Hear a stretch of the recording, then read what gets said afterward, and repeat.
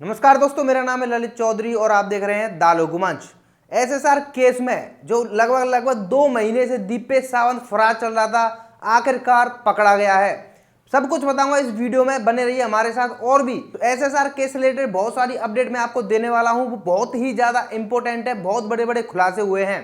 अभी तक आपने अगर द लोगो मंच को सब्सक्राइब नहीं किया है तो कर लो, क्योंकि हम यहाँ पर एसएसआर केस से रिलेटेड सारी की सारी अपडेट विद प्रूफ आपको बताते रहते हैं। 2 महीने से लगातार गायब रहने वाला दीपेश सावंत अब आखिरकार ईडी के कब्जे में आ चुका है। वहीं सीबीआई ने भी दीपेश सावंत को लेकर कमर कस ली है।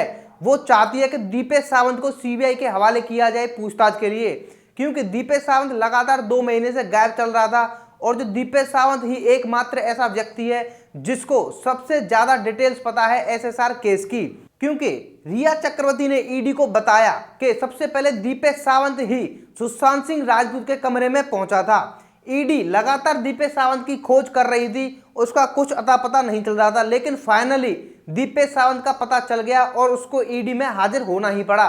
मैं आपको बता दूं दीपेश सावंत क्यों मेन है इस केस में, क्योंकि एम्बुलेंस ड्राइवर ने खुलासा किया था, जो कि हम पिछली वीडियो में आपको बता चुके हैं, उसकी ऑडियो भी सुनाई थी कि दीपेश सावंत से जब एम्बुलेंस ड्राइवर ने सवाल पूछे थे तो दीपेश सावंत ने हार कर किसी को फोन किया था। दीपेश सावंत के फोन के बाद एम्बुलेंस चेंज की गई थी और जो एम्बुलेंस ड्राइवर था उससे मना कर दिया था कि आप जाओ। दूसरी एम्बुलेंस आई थी जब सुशांत सिंह राजपूत को कूपर हॉस्पिटल लेकर गई थी। अब सीबीआई इसी से रिलेटेड दीपेश सावंत से बात करना चाहती है, क्योंकि दीपेश सावंत ने ही सुशांत सिंह राजपूत को जूस दिया था, ऐसा खुद रिया चक्रवर्ती ने अपने बयान में बोला है। वहीं सैमुअल मिरांडा और संदीप सिंह ने भी बताया है।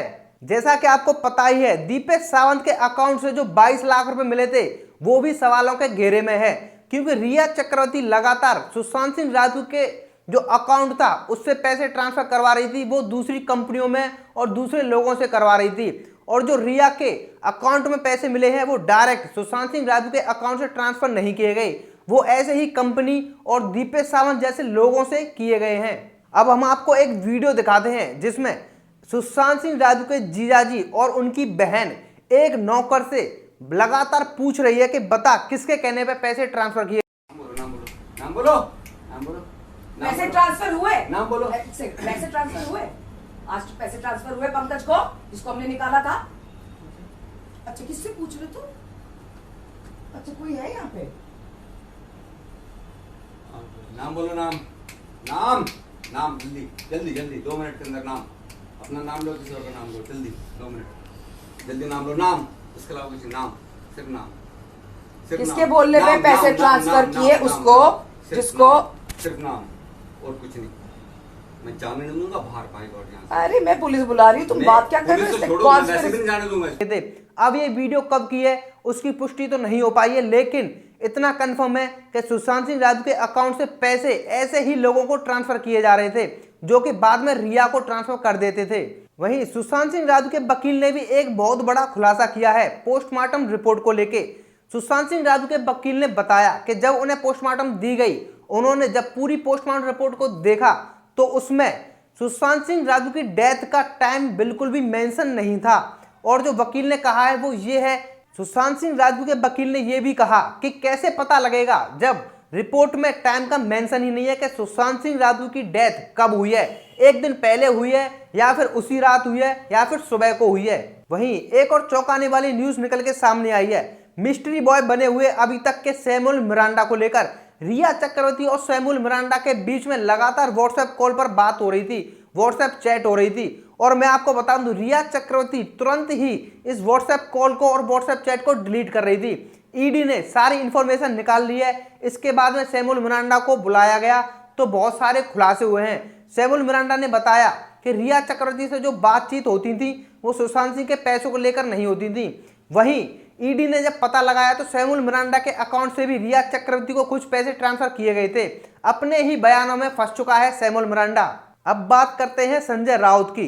संजय राउत जो लगातार सुशांत सिंह राजपूत के पिताजी को, उनके परिवार वालों को धमकी दे रहा था, सीबीआई को धमकी दे रहा था कि महाराष्ट्र में घुस के तो दिखाए, उसने एकदम से अपना रुख बदल दिया है और अब वो गिड़गिड़ा रहा है, कह रहा है कि सुशांत सिंह राजपूत मेरे बेटे जैसा था, उसको इंसाफ मिलना चाहिए।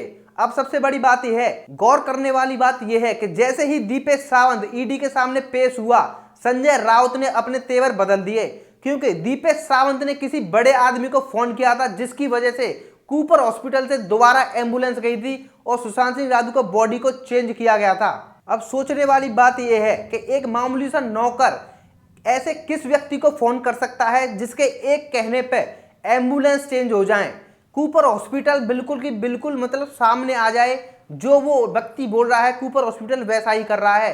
पांचों के पांचों डॉक्टर गायब हैं, पोस्टमार्टम रिपोर्ट की वीडियोग्राफी नहीं की गई, मतलब कुछ भी ऐसा एविडेंस सामने नहीं है कि बिल्कुल प्रूफ के साथ में हो। तो संजय राउत का पलटना साफ साफ बताता है कि वो किसे बचा रहे हैं। इस केस में किसका नाम साफ साफ उजागर हुआ है, कौन कौन फंस रहा है। संजय राउत रिया चक्रवर्ती को खाली बचाने के लिए तो ऐसी बार बार पलटी नहीं मान रहे। संजय राउत किसी बड़ी मछली को बचाना चाहते हैं, और वो मछली कौन है उसका नाम मुझे आपको बताने की जरूरत नहीं है, आप सब जानते ही हैं। अभी के लिए इस अपडेट में इतना ही, और भी सुशांत सिंह राजपूत केस से रिलेटेड कोई भी अपडेट आती रहेगी सबसे पहले हम आपको बताते रहेंगे। अभी के लिए बस इतना ही, धन्यवाद।